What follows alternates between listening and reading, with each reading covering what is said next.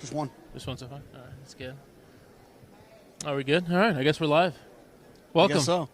I forgot how to do this. It's been a while. But this is What, good how warm- long has it been? A couple months? Yeah, I haven't done, I guess, Belmont. So it's been a while, like maybe November, October was last time. I forgot. We're going to let people know about your schedule coming up here in case they want to catch you. But let me introduce you first. I guess I should do that.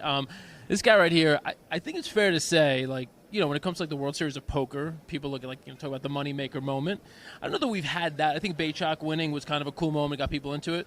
But I think in terms of horse racing's, you know, sort of tournament face, that the guy who made tournament horse racing cool, not just because you're here, you're the guy. You're the guy who made events like this sort of, I want to be there, I want to get to the NHC. So Jonathan Kinchin with us.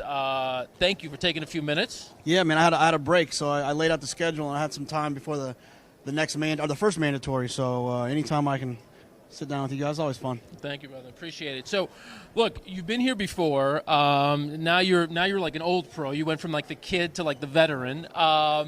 What is the approach? I mean, like I hear, and you got tracks canceling left and right. What do you do on a day like today? Yeah, it's tough, man. It's a grind. You know, it's obviously a lot of fun. It's the best horse players convention. I think that's what I always call it. It's 600 like-minded individuals stuffed in one room. It's kind of fun. You know, it's hard to find that all the time. So I enjoy that part of it. But then also, you know, it's just the puzzle of trying to work through all of this. It's not just picking winners.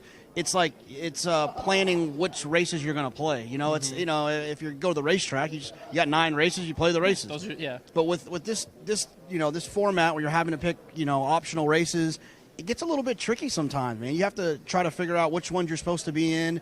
If you like a favorite, maybe you can let that favorite protect you in the race. No one else will pick up any points, so maybe skip that one. So it's tricky, man. It's a tough grind for 2.5, 3 days, but it's fun if you can get there. It really is an endurance test. I've never played in it, but I've been here with friends and I've watched it up close.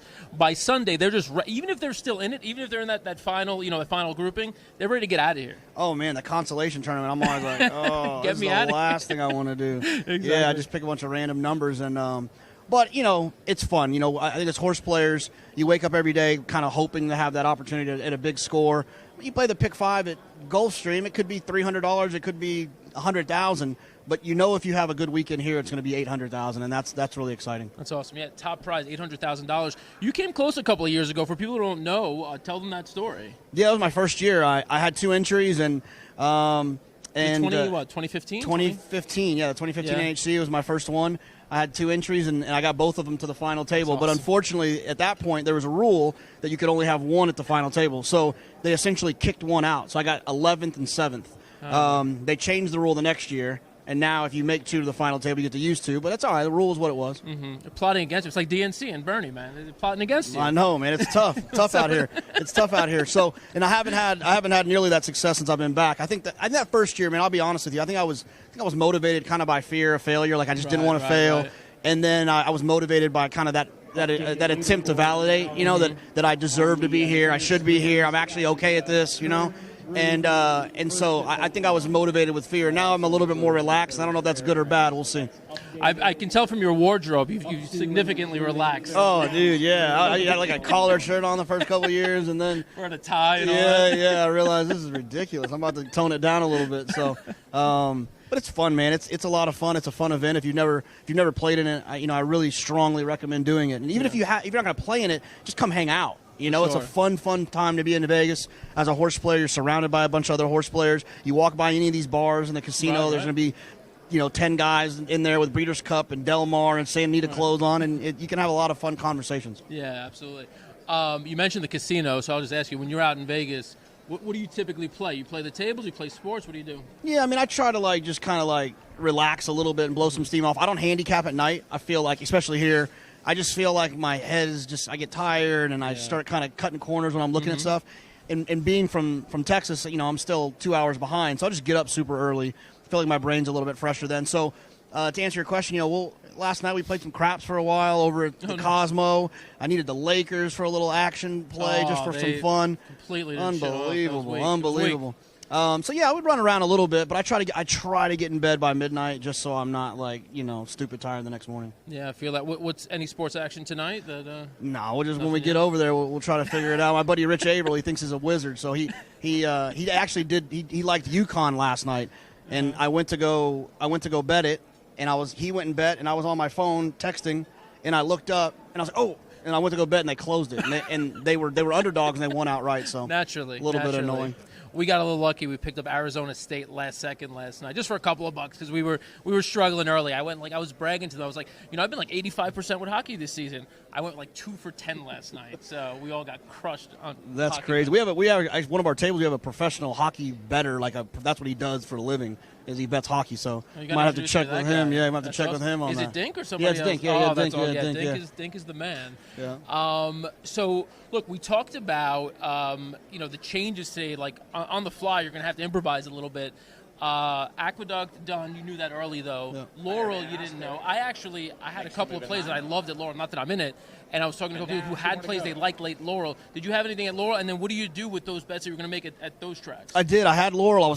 To be honest with you, the most thing I was excited about was the Stronach 5. I think it's the best bet in racing. So I was excited to play that. And obviously with Laurel canceling, that bet got canceled. But, these cancellations don't bother me, right? Because I'm more of a formful player anyways. I don't really look for a lot of crazy long shots. I mean, I'll play some if they're there, if there's a reason. Yeah. But a lot of these guys in this room, man, they'll just take a 40-1 shot because it's 40-1. Right. And so when there's no turf and there's less racing, there's less opportunities for those guys to do that. And so I take it as a plus. I mean, I think it was an edge. Every time they can cancel, keep canceling. I'm good. I like it to be as thin as possible. So.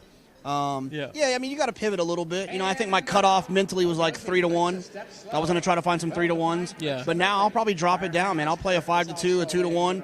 I played a 9-5 for my first play. It was kind of an accident. He was 5-2. He flashed down late. But I'm the kind of person, man, if I see the ball go through the hoop in the first shot, it helps me keep shooting and shooting better. If I miss the first one, it kind of throws me off a little bit. So, 9-5 is a little short for this kind of contest. But I'll tell you, every year when you're trying to make that cut, you can always say, damn, I wish I had $6 more on my score. That way I could play the horse I want. So I'll take the $9 I made there, and hopefully it'll mean something Come later. in handy later, absolutely. And for the people who are watching, knowing about making the cut, tomorrow, at the end of the day, they cut to the top 10%, and the top 10% move on to Sunday. I think people have a target in their mind of what they want to be at. Let's say it's 170, 175, somewhere in that range.